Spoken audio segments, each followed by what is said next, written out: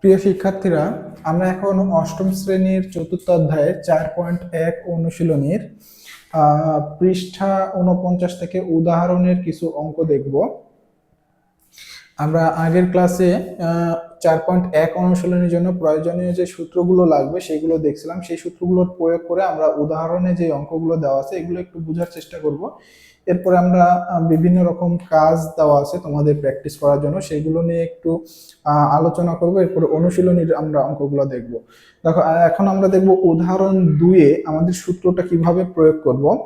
উদাহরণ 2-এ একটা অঙ্ক দেওয়া আছে, 25 এর বর্গ নির্ণয় করো। আমি একটু বোর্ডে তুলে নিচ্ছি তোমাদেরকে বোঝায় দেওয়ার জন্য। এখানে করে দেওয়াই আছে, জাস্ট অনেকে বুঝতে অসুবিধা হতে পারে, এই জন্য বা বুঝতে সমস্যা আছে, আমি সেটা একটু ক্লিয়ার করে দিচ্ছি। বর্গের সূত্র প্রয়োগ করে 25 এর বর্গ ব্যবহার 25 এর বর্গ নির্ণয় করে। দেখো, এখানে বলছে 25 এর বর্গ, বর্গের সূত্র ব্যবহার করে 25 এর বর্গ নির্ণয় করো। 25 এর বর্গ তো চাইলে আমরা এমনিতেই করে দিতে পারি। আমরা যদি 25 এর উপরে বর্গ দিয়ে দিই, তার মানে 25 গুণন কত হবে 25, আমরা জানি করে আমরা এখানে 25 এর বর্গ নির্ণয় করতে পারবো।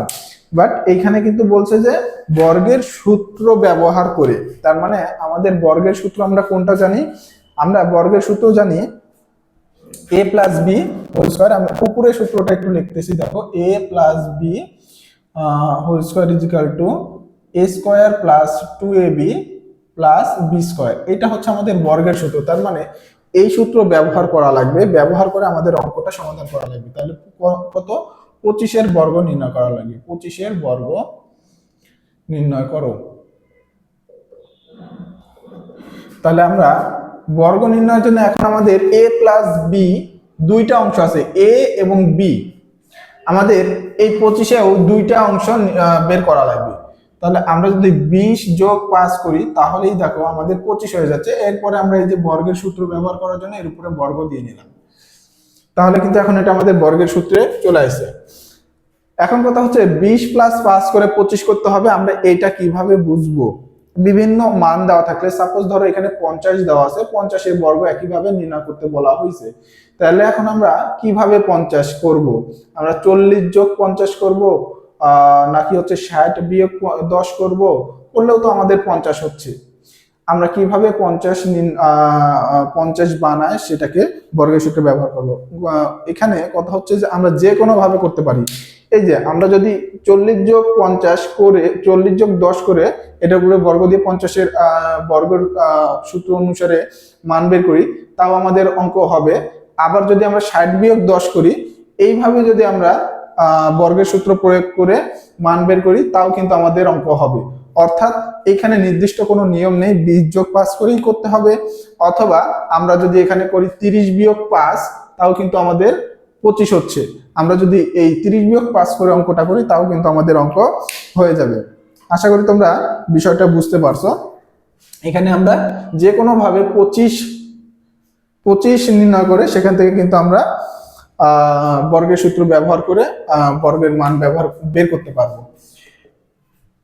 তাহলে দেখো, এখন আমরা করতেছি 20 যোগ 5 করলে 25 হচ্ছে, এর উপর আমরা বর্গ নিয়ে নিলাম। তাহলে এখন এটা a plus B whole square সূত্রে প্রয়োগ করতে পারবো আমরা। দেখো, তাহলে সূত্র অনুসারে a square plus 2ab plus B square.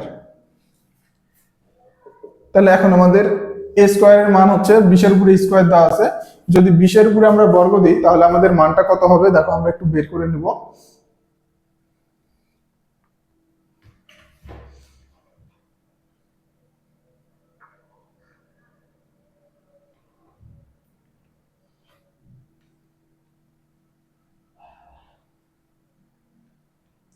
বিশের উপরে বর্গ দিলে আমাদের মান আসতেছে কত?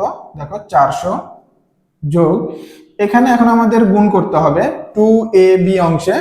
তাহলে দেখো, এখানে গুণ করলে আমাদের কত হচ্ছে? 5 দিয়ে 20 কে গুণ দিলে 5 বিশং 100, 100 দুগুণ 200 হবে এখানে আমাদের, প্লাস এরপরে 5 এর উপরে বর্গ আছে, 5 এর উপরে বর্গ দিলে কত হবে আমাদের? 25, 5 5 25। তাহলে এখানে আমাদের যোগ করতে হবে 400 আর 200 600, 600 আর 25 যোগ করলে 625। তাহলে আমাদের মানটা কিন্তু আসবে 625। এটাই আমাদের, অতএব নির্ণয় মান আসবে কত? 625। এটাই আমাদের অ্যান্সার। আশা করি তোমরা অঙ্কটা বুঝতে পারছো কিভাবে করতে হবে। এই সংখ্যা দেওয়া থাকলে, যে কোনো সংখ্যা দেওয়া থাকলে এখন সেটাকে যদি বর্গ নির্ণয় করতে বলা হয়, বর্গের সূত্র কিভাবে আমরা সেই সংখ্যার উপরে বর্গের সূত্র প্রয়োগ করব, সেই নিয়মটা তোমরা বুঝতে পারছো।